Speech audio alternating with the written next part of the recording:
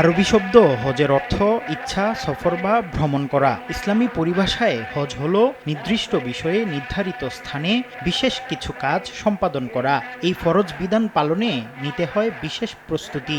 প্রথমেই নিয়তের শুদ্ধতা অত্যন্ত জরুরি। হজের নিয়ত বাংলা বা আরবিতে করতে পারবেন। আরবিতে করলে বলবেন, আল্লাহুম্মা ইন্নী উরিদুল হাজ্জা ফায়াসসিরহু লি ওয়া তাকাব্বালহু মিন্নী।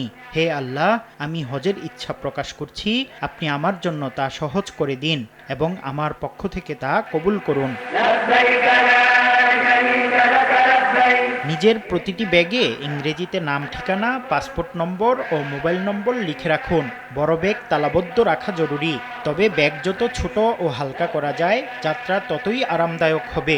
যেসব জিনিসপত্র সঙ্গে নেওয়া হয়েছে সেগুলোর একটি তালিকা করে রাখলে ভালো হয়। আব্দুল্লাহ তামিম, সময় সংবাদ।